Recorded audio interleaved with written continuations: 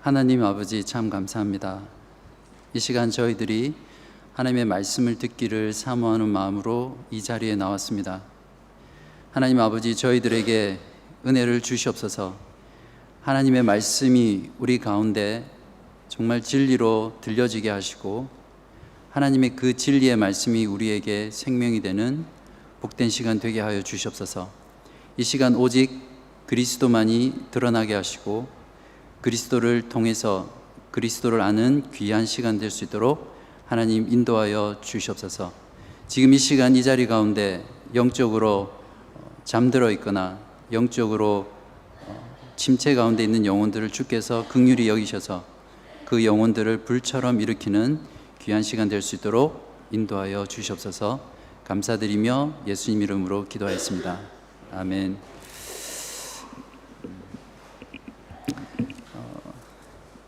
세상을 이기는 승리 우리의 믿음이라는 제목으로 오늘 말씀을 나누려고 합니다. 우리가 살아가는 시대는 불확실성의 시대입니다. 철밥통이라는 그런 직장은 이제 아주 옛 이야기로 전락했습니다. 오늘 있던 직업이 내일도 있으리라는 보장은 그 누구도 할 수 없는 그런 시대를 우리가 살고 있죠. 지금은 과학과 기술의 급속한 발달로 인해서 새로운 산업이 생겨났다가 또 사라지는 그런 변화의 시대입니다. 첨단 의료 기술과 새로운 신약들이 끊임없이 개발되지만 실제 통계청의 사망 조사를 보면 해마다 암으로 사망하는 사람, 그리고 돌연사나 심장마비로 사망하는 사람들의 숫자가 매년 증가하는 그런 시대입니다. 또한 재정적으로 안정된 은퇴와 안락한 노후 생활은 이제 소수의 전유물처럼 그렇게 되어가고 있습니다.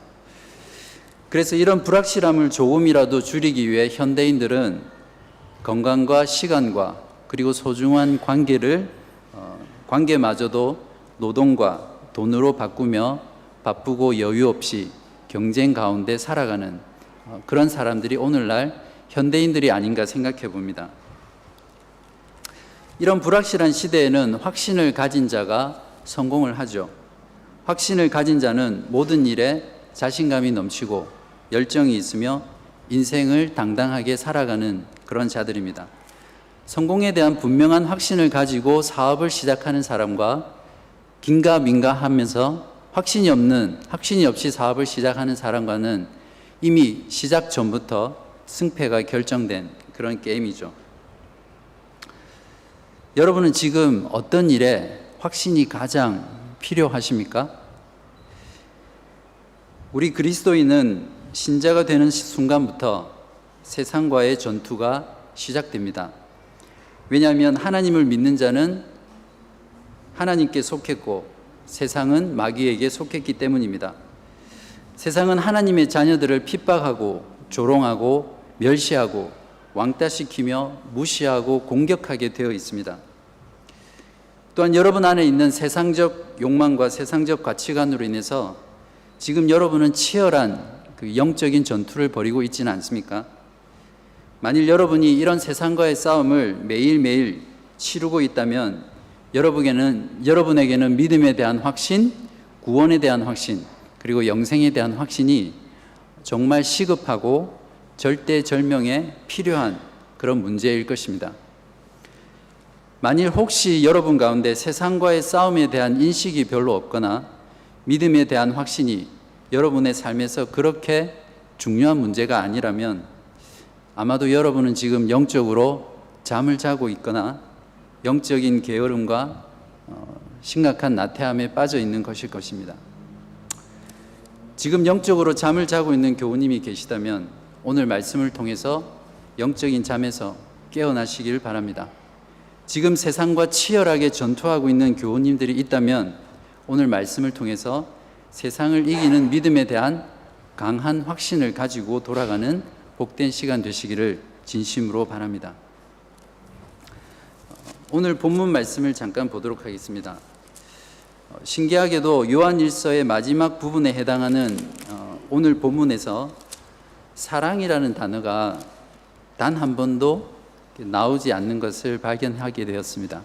혹시 여러분도 발견했는지 모르겠지만 사랑의 서신 또 사랑의 사도라고 하는 이 요한 1서의 가장 마지막 부분, 클라이막스와 결론에 해당하는 이 부분에서 사랑 대신 믿음이라는 단어가 두드러지게 많이 나옵니다.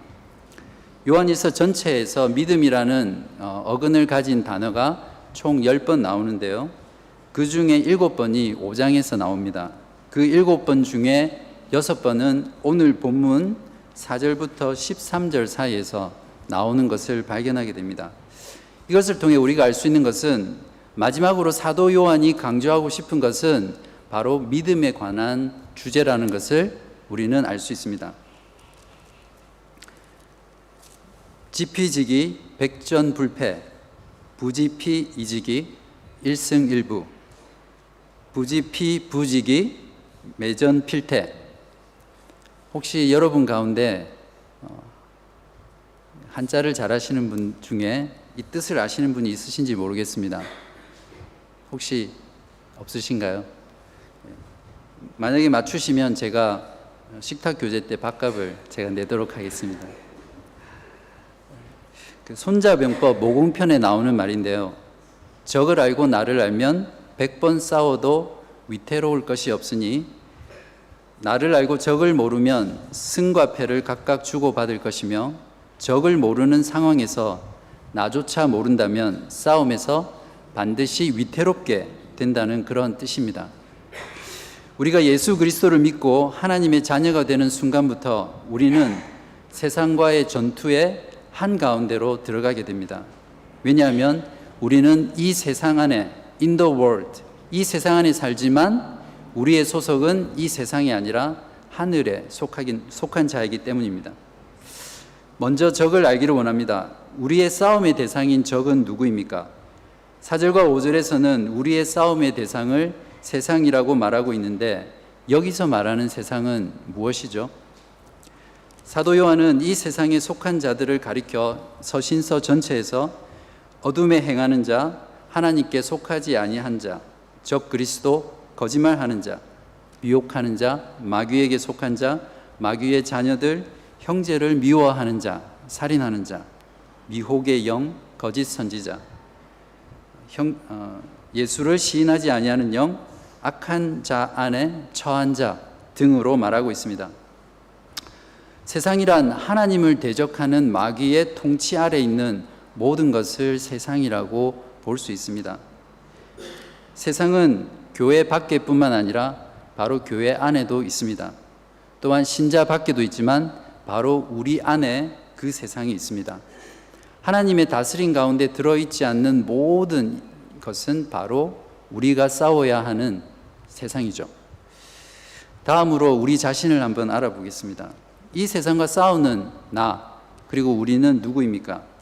4절에서는 하나님께로 난 자라고 말하고 있습니다.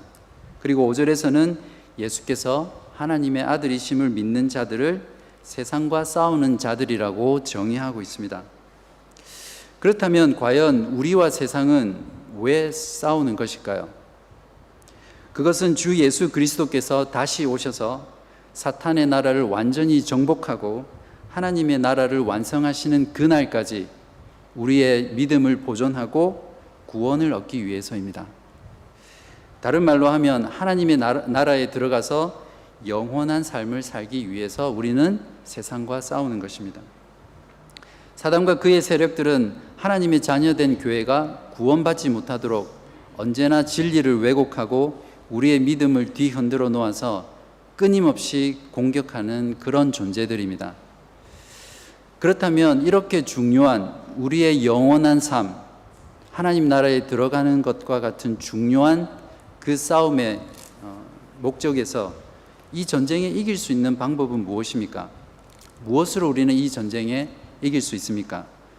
전쟁에 이기기 위해서는 탁월한 전략과 전술이 필요하고요. 또한 적군보다 우세한 군사력과 정보 그리고 첨단 무기가 필요하겠죠. 무엇보다 더 중요하게 필요한 것은 잘 훈련된 군사들이 필요합니다. 그러나 오늘 본문은 오직 하나만을 세상을 이길 수 있는 비결로 제시하고 있는데 그것은 바로 우리의 믿음이라고 4절에서 말하고 있습니다. 4절을 한번 보시겠습니까? 무릇 하나님께로부터 같이 한번 읽어보겠습니다. 시작. 무릇 하나님께로부터 난 자마다 세상을 이기느니라. 세상을 이기는 승리는 이것이니 우리의 믿음이라 라고 말하고 있습니다. 여기서 나오는 믿음이라는 단어는 요한 1서 전체에서 5장 4절 여기에서 딱 한 번 나오는 단어입니다. 믿음이란 단어를 사용한 다른 곳은 모두 믿는다라는 동사가 쓰였는데 여기 4절에는 믿음이라는 명사를 써서 사도 요한은 이렇게 단언하고 있습니다. 우리의 믿음은 세상을 이기는 승리다 라고 진술하고 있습니다. 또한 4절과 5절에서 우리가 주목해야 될 한 가지 사실이 있습니다. 이긴다라는 동사의 시제가 과거와 현재 두 가지로 쓰여 있다는 것을 우리는 알 수 있습니다. 4절과 5절 사이에는 이기는 이라는 동사가 3번 나오는데 여러분도 한번 같이 보시기 바랍니다. 3번 나오는데 이 중에서 첫 번째와 세 번째의 이기는은 현재 시제이고 두 번째는 과거 시제입니다. 개역 개정에는 이기는 이라고 현재 시제로 번역되어 있지만 새 번역과 대부분의 영어 번역본들은 헬라어 원문의 원어의 시제를 잘 살려서 과거 혹은 현재 완료로 번역하고 있습니다. 그러니까 세상을 이긴 승리가 아니라 이기는 승리가 아니라 세상을 이긴 승리라고 번역하는 것이 원어의 뜻을 잘 반영하는 것이라 할 수 있습니다. 이러한 것은 해석에 있어서 굉장한 차이를 만든다고 생각합니다. 왜냐하면 우리는 세상과의 싸움에서 이미 이겼고 또 지금 이긴다는 그런 뜻입니다. 결론적으로 우리의 싸움은 이미 승패가 결정된 싸움, 이미 승리한 싸움을 싸우고 있다는 것이죠. 중간에 아무리 패한 것처럼 보이는 절망적인 상황에서도 마지막에 가서는 우리는 승리한다라는 그 확신만큼 전투를 하는 군사들에게 강한 능력과 힘을 주는 것은 없을 것입니다. 끝까지 싸우기만 하면, 포기하지만 않는다면 이긴다는 그 확신은 전쟁의 한가운데에서도 기뻐하며 즐거워하며 찬양할 수 있는 그런 자가 되게 합니다. 지금까지는 우리의 믿음이 세상을 이긴다고 하였는데 그렇다면 어떻게 해서 믿음이 세상을 이길 수 있는 것일까요? 6절에서 12절은 이에 대해서 세 가지로 답변하고 있습니다. 첫 번째로 믿음이 세상을 이기는 이유는 바로 믿음의 내용 때문입니다. 이 세상의 모든 인간들은 믿음을 저마다 가지고 살아갑니다. 신을 믿지 않는다고 하는 무신론자들조차도 그들은 신이 없다는 강한 믿음을 가지고 이 세상을 살아가는 자들이죠. 그렇기 때문에 이 땅을 살아가면서 무엇을 믿느냐는 정말 중요한 일입니다. 왜냐하면 사람은 자기가 믿는 것에 따라 살게 되어 있습니다. 한 사람이 어떻게 사는지를 자세히 살펴보면 그 사람이 과연 무엇을 믿고 있는지를 분명히 알 수 있습니다. 그래서 믿음은 삶을 낳고 삶은 반드시 삶 가운데 결과를 낳게 되죠. 내가 무엇을 믿고 있는지 모르고 믿는 것은 맹신입니다. 이런 사람이 가장 무서운 사람입니다. 차라리 믿음이 없는 사람은 가만히라도 있는데 이런 맹신하는 사람들은 열정까지 있어서 자기뿐만 아니라 자기의 가족과 사회에 큰 폐해를 끼치는 그런 일들을 종종 보게 됩니다. 그래서 진리를 알고 참된 것을 믿는 것이 믿음에 있어서 정말 중요한 것입니다. 무엇을 믿느냐를 선택하는 것은 결국 진리의 문제고 영원한 삶의 문제입니다. 여러분은 믿음의 대상과 내용을 정말 정확하게 알고 있습니까? 여러분이 신앙하는 하나님, 여러분이 믿는 예수 그리스도에 대한 정확한 지식과 또 정확한 믿음을 소유하고 계신지 물어보고 싶습니다. 우리가 믿는 믿음의 대상은 예수 그리스도이십니다. 예수 그리스도에 관한 증거의 내용이 6절부터 12절까지 제시되어 있습니다. 오늘 본문에서는 크게 두 가지로 제시되고 있는데요. 하나는 예수 그리스도가 물과 피로 임하셨다는 것이고, 다른 하나는 하나님께서 믿는 자에게 예수 그리스도 안에 있는 생명, 즉 영생을 주셨다라는 것입니다. 먼저 6절에서 예수 그리스도에 대한 믿음의 내용으로 제시된 것은 예수께서 물과 피로 임하신 분이라는 사실입니다. 여기서 예수께서 물과 피로 임하신이라는 것은 무엇을 뜻합니까? 이 구절에 대한 해석은 교회사 가운데 지금까지 논란이 되는 굉장히 어려운 그런 구절인데요. 세워주기 그룹에서는 어떤 답변들이 나왔는지 궁금합니다. 요한일서 전체의 문맥과 오늘 본문을 포괄하는 그런 의미를 고려할 때 제 생각으로는 물은 예수께서 공적 사역을 시작하신 세례를 의미하고, 피로 임하셨다는 것은 예수님의 십자가의 죽으심을 의미한다라고 해석하는 견해가 가장 타당하다라고 생각합니다. 예수님이 육체로 오셔서 사시고 죽으신 삶 전체가 바로 예수님의 세례와 예수님의 십자가의 사건으로 대표되기 때문에 그렇습니다. 사도 요한은 서신서 전체에서 그리스도가 육체로 오셨다는 것을 부정하는 거짓 가르침에 대해서 굉장히 강력하게 지속적으로 대응해 왔습니다. 4장 2절과 3절을 보시면 예수 그리스도께서 육체로 오신 것을 시인하는 영마다 하나님께 속한 것이요, 예수를 시인하지 아니하는 영마다 하나님께 속한 것이 아니니 이것이 곧 적 그리스도의 영이라 라고 되어 있습니다. 예수 그리스도 그분은 참 하나님이시면서 참 인간이십니다. 한 인격 안에 신성과 인성을 동시에 가지신 그런 분이 우리가 믿는 예수 그리스도입니다. 그분의 인성과 신성은 결코 나누거나 분리되거나 합성될 수 없는 그런 본질을 가지고 있습니다. 한마디로 예수 그리스도 그분은 신인이라고 할 수 있습니다. 이것이 우리가 믿는 예수 그리스도에 대한 신앙의 고백입니다.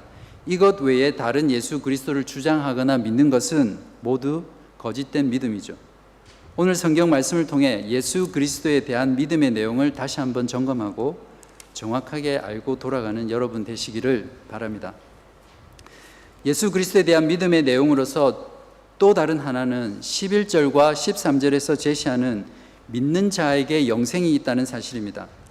11절에서 또 증거는 이것이니 라고 시작하면서 하나님이 우리에게 영생을 주셨다라고 말하고 있습니다. 그렇다면 여기서 영생이란 무엇을 말하는 것일까요? 영생이란 말 그대로 영원한 생명을 말하겠죠.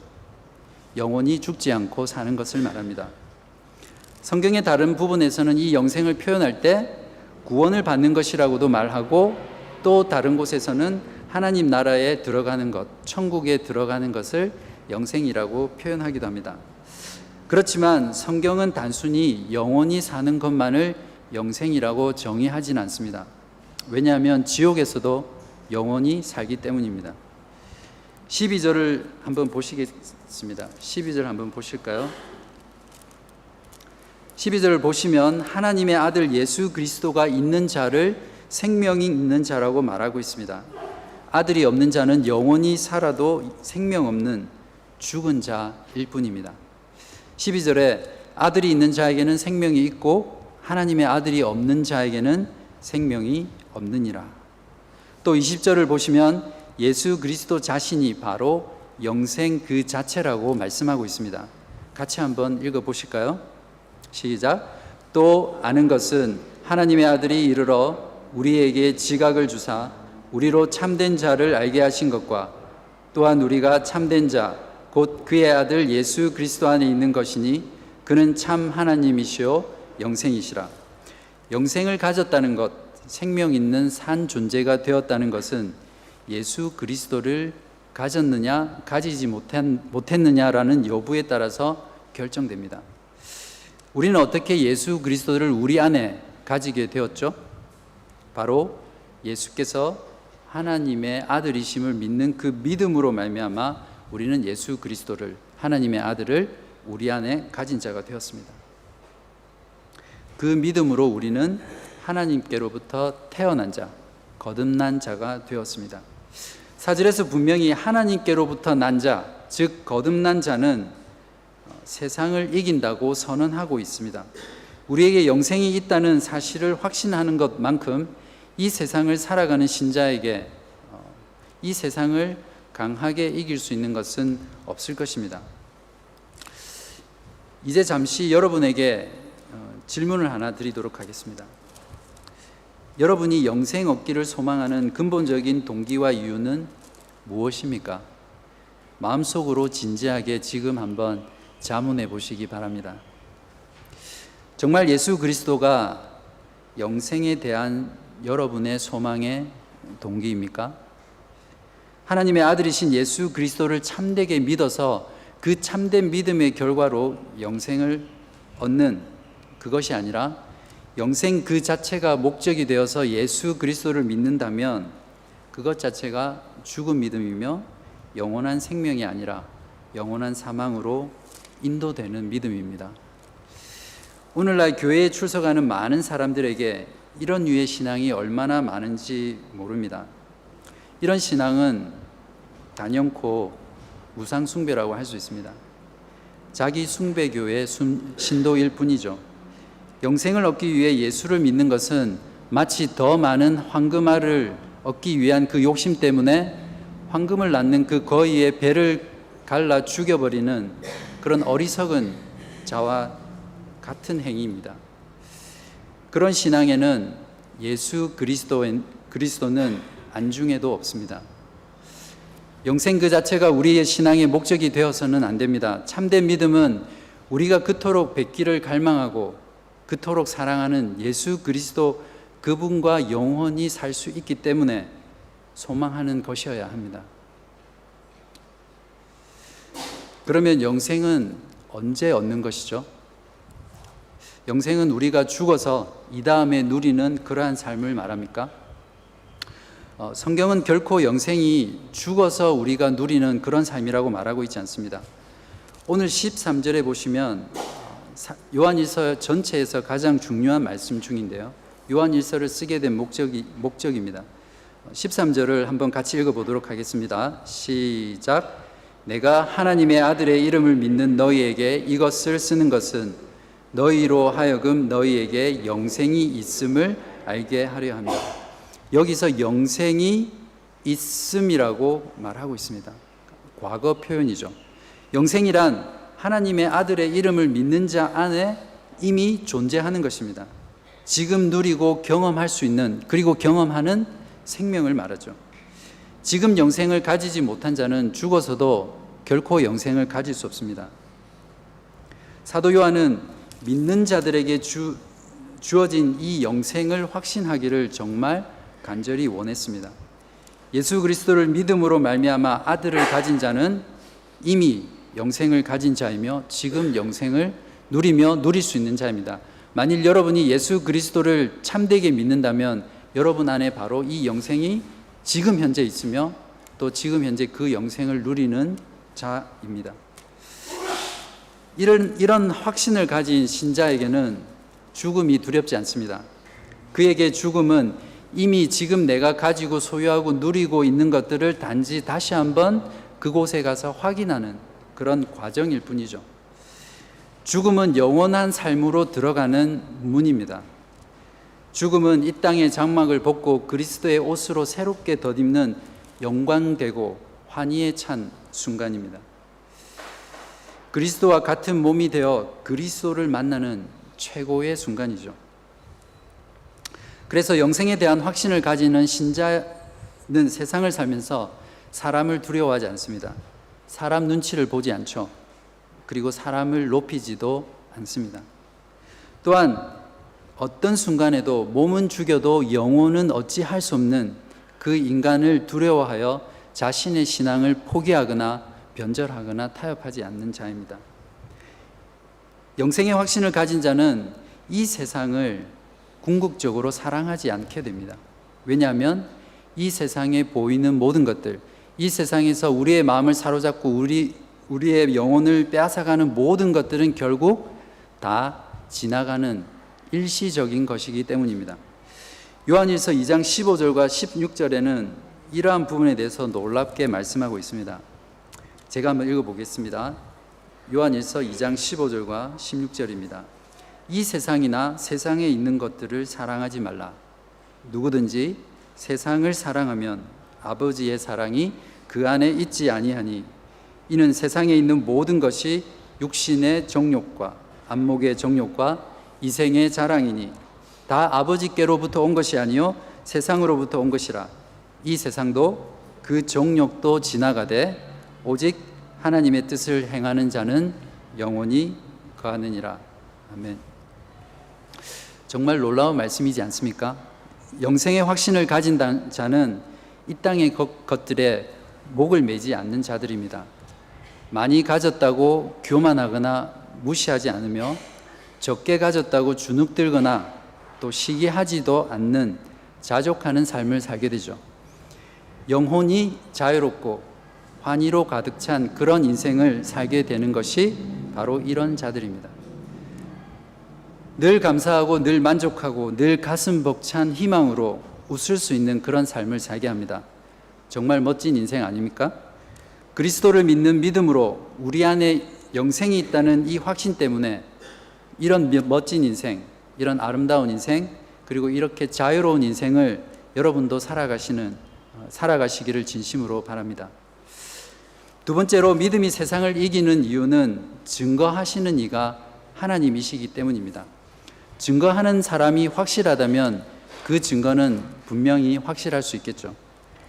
법정에서 어떤 사실을 진술할 때 그것이 참인지 거짓인지의 여부를 밝히기 위해서는 여러 명의 증인을 세워서 증거하게 합니다.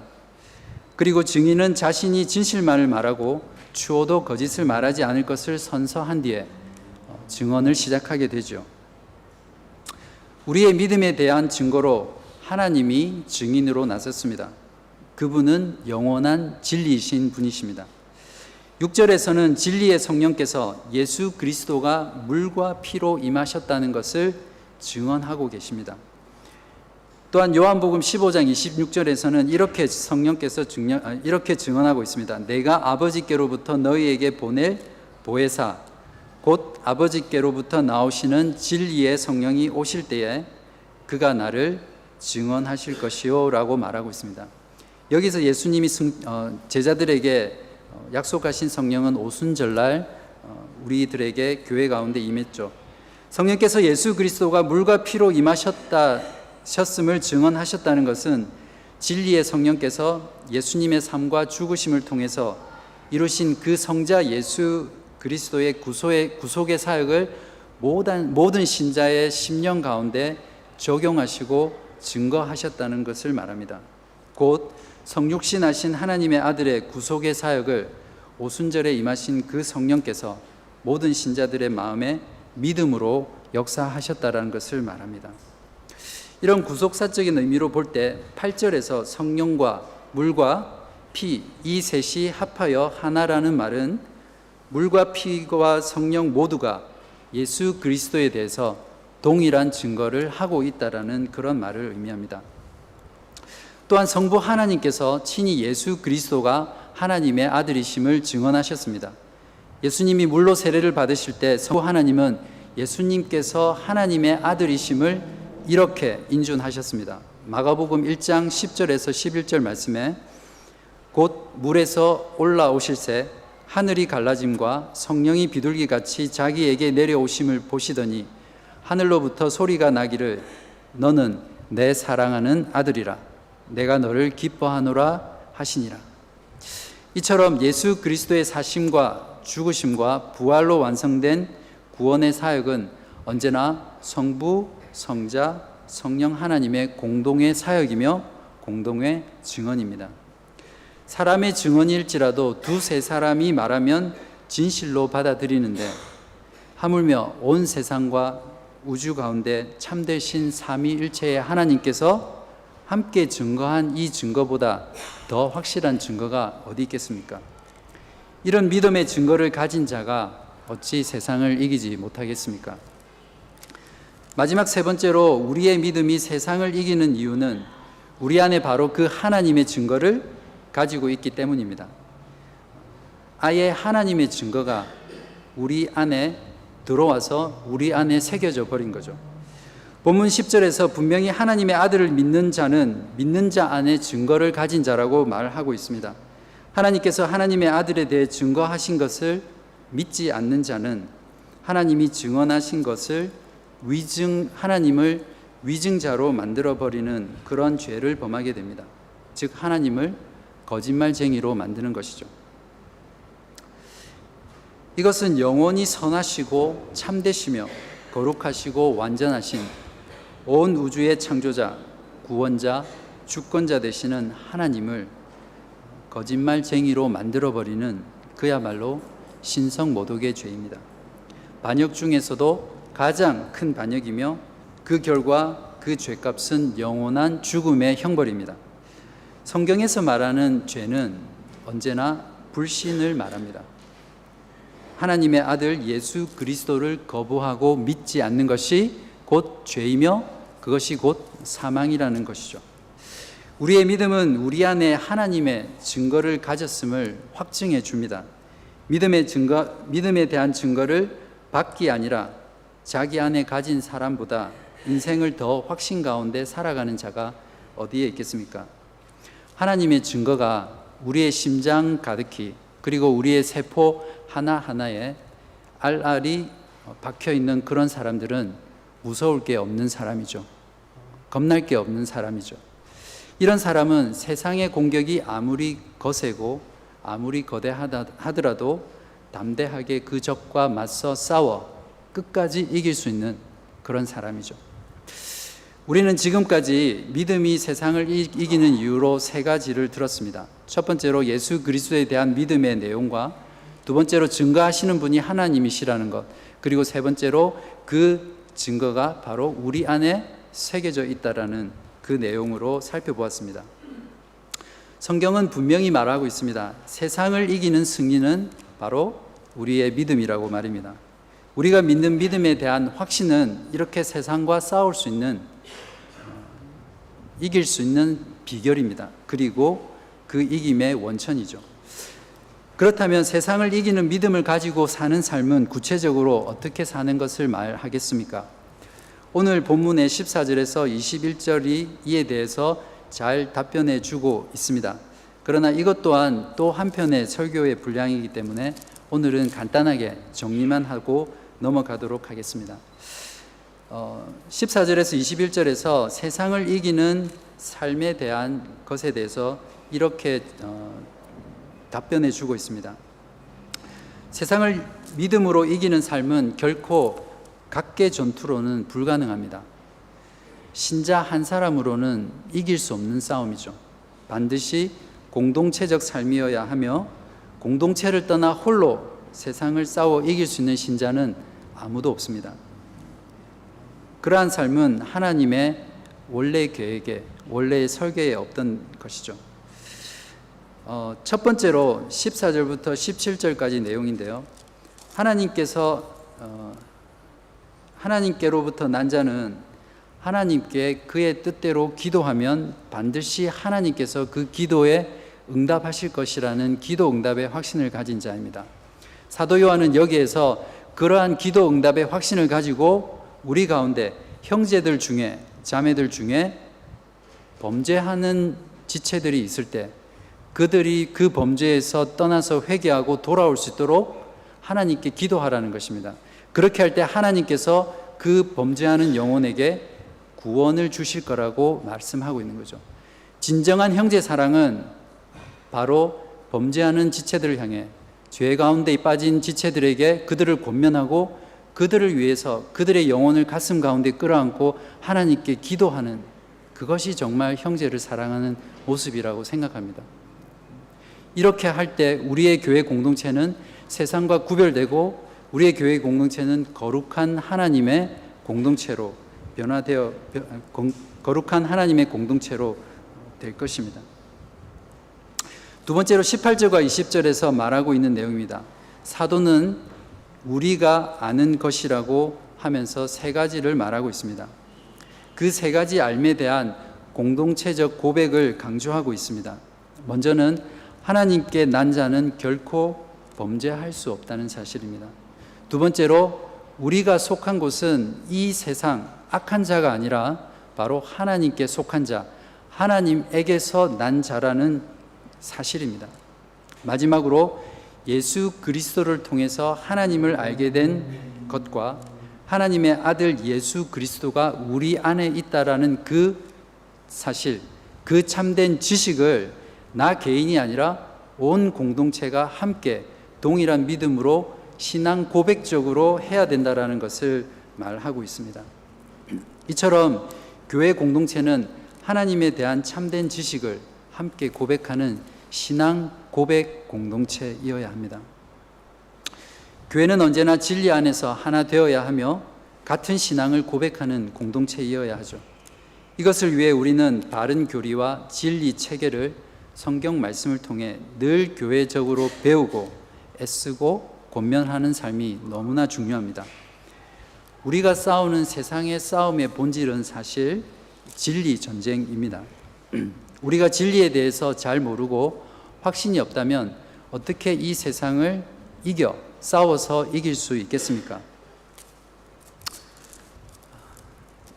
이제 요한일서의 마지막을 정리하도록 하겠습니다. 요한일서 5장 21절에 함께 보실까요?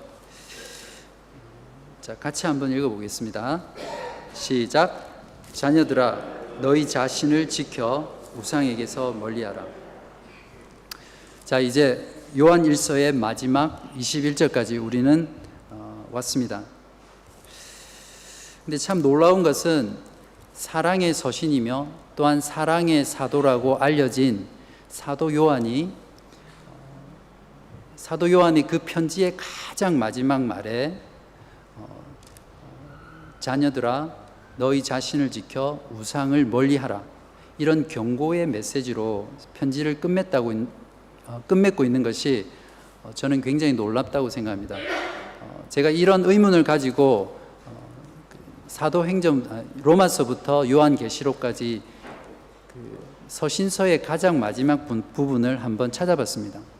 근데 놀랍게도 정말 예리하고 논리적이고 날카로운 그 사도 바울조차도 모든 그 서신의 마지막에는 주님의 은혜, 주님의 평강을 기원하는 말로 끝내고 있었습니다. 야고보서를 제외한 심지어는 요한계시록까지 항상 편지나 서신서의 마지막은 주님의 은혜를 기원하거나 평강, 그리고 문안을 묻는 그런 단어들로 끝을 맺고 있습니다. 근데 오늘 본문은 그러한 모든 형식을 깨고 사도 요한은 경고의 메시지로서 요한 일서를 마치고 있습니다. 저는 이것을 위대한 파격이라고 그렇게 부르고 싶습니다.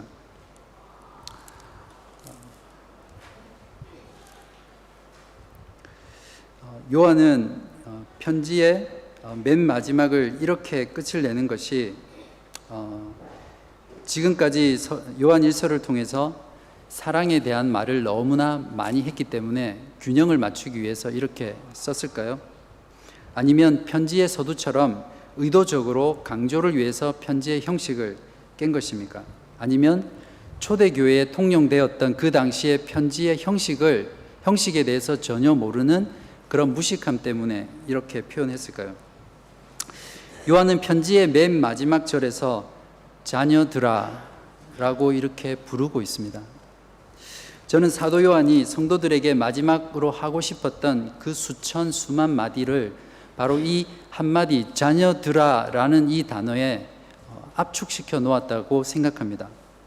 예수님의 12 제자들 중에 유일하게 살아남은 백발의 노사도 요한이 그리스도께서 핏값으로 사신 교회의 영적 자녀들을 생각하면서 한없는 사랑과 뜨거운 눈물, 걱정, 염려, 근심, 기대, 격려와 소망 등을 담아서 이 한마디에 토해내고 있는 것이죠. 자녀들아. 사도 요한이 편지를 쓴 목적은 그들이 싸우고 있는 세상을 이길 수 있는 유일한 힘이 바로 믿음이었기 때문에 이 믿음에 대한 확신을 주기 위해서였습니다. 세상을 이기는 그 믿음을 지키기 위해서는 가장 중요한 것이 바로 자신을 지켜 우상을 멀리하는 삶이라고 사도가 생각했던 것이 분명합니다. 그래서 사도는 이런 대파격을 가하면서 하나님의 자녀들인 성도들에게 경고의 말로 편지를 끝내고 있다고 저는 생각합니다. 여기서 요한이 말하는 우상은 문맥을 고려할 때 초대 교회 안에 들어와 있던 이단 사상들과 이방의 가치관, 세속, 그리고 온갖 거짓된 가르침들을 의미한다고 볼 수 있습니다. 잘못된 교리는 그리고 잘못된 신학은 배교라는 무서운 결과를 낳게 됩니다. 잘못된 교리와 잘못된 신학은 잘못된 삶을 낳고 거짓 신을 섬기는 우상 숭배에 빠지게 만들죠. 우상이란 하나님에 대한 잘못된 신앙이라고 할 수 있습니다. 이스라엘 백성이 모세가 시내산에서 내려오지 않자 그들이 하나님이라고 만들어낸 것이 바로 우상인 금송아지였습니다. 그러므로 말씀을 제대로 알지 못하고 신앙생활을 하는 것은 항상 우상 숭배의 위험에 빠질 가능성이 높습니다. 그리고 나뿐만 아니라 우리의 공동체를 그런 우상 숭배에 노출시키는 그런 아주 위험한 일이 될 수 있습니다. 모든 신자는 주님이 부르시는 그날까지 하나님의 말씀인 성경을 알고 배우고 연구해야 합니다. 그것이 신앙생활의 본질입니다. 또한 교회사 가운데 하나님의 섭리와 은혜 가운데 우리에게 허락해 주신 탁월한 신앙 고백서와 탁월한 교리서를 배워야 하는 그러한 것이 우리의 신앙의 책임일 것입니다. 교회 역사 가운데 여러분도 잘 아시겠지만 지금처럼 교회 안에 진리와 비진리가 마구 섞여서 참된 기독교의 신앙이 아닌 것들이 교회 안에 난무한 적은 없었습니다. 비단 교리의 문제만이 우상은 아닐 것입니다. 종교개혁자 존 칼빈은 이 부분을 주석하면서 우상을 정의하기를 하나님으로부터 멀어지게 하는 모든 것들이라고 말했습니다. 과학과 기술의 자본주의가 탄생시킨 편리함, 안락함, 레저, 건강, 웰빙, 생명 연장과 라이프 스타일이라는 그 우상이 온통 신자들의 영혼을 빼앗아가고 있습니다. 나와 가족만을 생각하는 철저한 개인주의와 가족 이기주의가 하나님의 교회 공동체의 공동체성을 파괴하는 우상이 되어버렸습니다. 하나님에 대한 신앙과 신앙생활조차 현세의 필요와 만족과 행복을 얻기 위한 도구로 전락한 기복신앙은 하나님마저도 현세의 필요를 만족시켜 주지 못할 때 과감하게 버릴 수 있는 그런 우상 숭배입니다. 기복신앙은 현실의 복의 수요 여부에 따라서 기복이 심한 거짓 신앙이죠. 오늘날의 기독교는 영원한 것을 바라보기보다는 철저히 이 땅의 종교로 전락하고 말았습니다. 입술로는 예수 그리스도가 하나님의 아들이라고 고백하지만 정작 그 사람의 삶에서는 예수 그리스도를 부인하는 삶을 살면서도 나는 구원받은 자라고 확신하며 산다는 그런 심각한 영적인 문제가 오늘날 우리가 처한 영적인 현실이 아닌가 돌아봅니다. 우리를 위해 목숨을 내어놓으신 예수 그리스도를 사랑하고 그분과의 사귐을 방해하는 모든 것을 여러분의 삶에서 제거하는 저와 여러분 되시기를 바랍니다. 우리 안에 영적인 게으름과 나태함이 우리를 그리스도에게서 멀어지게 한다면 그러한 삶을 떨쳐내시기 바랍니다. 우리 안에 반복적이고 습관적인 죄로 인해서 이미 단단하게 우리 안에 고착되어진 그런 죄가 있다면 철저하게 떼어내는 이 시간 되기를 바랍니다. 인터넷, 스마트폰, 술, 담배, 약물, 스포츠, 게임, 성적 쾌락, 일, 종교적 열심, 사교 생활같이 이것 없이는 살 수 없게 만드는 그런 모든 우리의 삶 가운데 우리를 노예처럼 얽어매는 집착과 중독과 탐닉을 끊어내고 다시 하나님만 사랑하고 하나님만을 섬기는 그런 저와 여러분 되기를 바랍니다. 우리의 힘으로는 절대 불가능합니다. 하나님께 은혜를 구하는 길이 사는 길이죠. 하나님의 뜻대로 기도하는 모든 간구를 우리의 하나님께서는 반드시 들어주신다고 약속하셨습니다. 우상을 섬기며 죄의 종노릇하던 우리를 건져내어 하나님의 자녀 삼아주시고 거듭나게 하셔서 우리를 하나님의 예수 그리스도의 자녀 되게 하신, 예수 그리스도의 아들 되게 하신 예수 그리스도의 그 십자가의 승리를 함께 바라보는 저와 여러분 되기를 바랍니다. 우리가 하면 실패하지만 주님이 하시면 하실 수 있습니다. 그러한 믿음을 가지는 여러분 되시기를 바랍니다. 신자는 오직 그리스도 안에서만 승리할 수 있는 자들임을 믿으시기 바랍니다. 세상을 이기는 승리의 비결은 우리의 믿음입니다. 예수 그리스도께서 하나님의 아들이심을 믿는 믿음만이 이 세상을 이길 수 있습니다. 우리는 그리스도께서 이미 십자가에서 성취하신 그 승리를 이미 가진 자입니다. 그렇기 때문에 세상과의 싸움에서 계속 이기는 자이며 끝까지 이길 수 있는 자입니다. 예수 그리스도에 대한 우리의 믿음은 하나님께서 증거하신 확실한 믿음입니다. 그냥 믿지 마시고 확실히 믿으시기 바랍니다.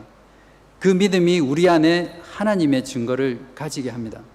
그 믿음이 우리에게 영생이 있음을 확신시켜 줍니다. 하나님을 믿는 자는 믿음으로 태어나서 믿음으로 살다가 믿음 가운데 죽는 자입니다. 참 복된 인생이라고 생각합니다. 우리가 기억해야 할 것은 본질적으로 우리의 믿음은 우리의 것이 아니라는 사실입니다. 우리의 믿음은 바로 하나님의 것이죠. 하나님의 은혜로 우리에게 주신 선물입니다. 오늘 읽었던 창세기 15장에 나오는 아브라함처럼 갈대아 우르에서 우상을 섬기던 아브라함에게 믿음을 주시고 그의 인생 내내 믿음의 증거를 끊임없이 보여주시면서 아브라함의 믿음을 자라가게 하시고 결국 마지막에 모리아산에 자기 독자 이삭을 하나님께 바치는 그런 위대한 승리를 이루어 가신 분은 아브라함 자신이 아니라 바로 하나님 자신입니다. 그래서 믿음은 우리의 믿음이 아니라 하나님의 믿음입니다. 그렇기 때문에 우리의 믿음은 영생 얻는 그날까지 끝까지 변하지 않고 지켜질 것입니다.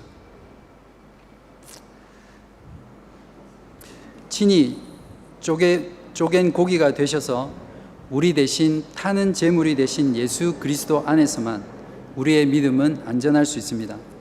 하나님께서는 반드시 마지막 승리의 그날까지 이 믿음으로 세상을 이기게 하실 것입니다. 여러분, 세상을 향해 담대하게 싸우시기 바랍니다.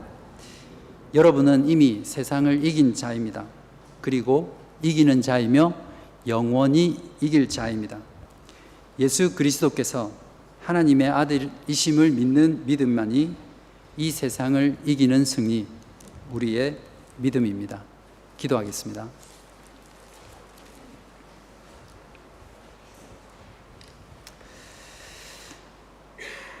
하나님 아버지 참 감사합니다. 우리에게 믿음이라는 것을 선물로 주셔서 하나님의 자녀 되게 하시고 또 하나님의 자녀 된 자로서 이 세상을 이길 수 있는 승리를 주셔서 감사합니다. 하나님, 우리의 삶 가운데 하나님보다 더 사랑하는 것들, 예수 그리스도와 교제하며 사귀는 것보다 더 좋아하는 것들을 우리의 삶에서 몰아내게 하여 주시고, 하나님, 우리의 믿음이 우리의 것이 아니라 하나님의 것이라는 그 믿음 가운데, 그 확신 가운데 우리의 믿음을 끝까지 지키며 매일매일 세상과 싸워 이기는 저희들 될 수 있도록 하나님 지켜주시옵소서. 감사드리며 이 모든 말씀 예수님 이름으로 기도하였습니다. 아멘.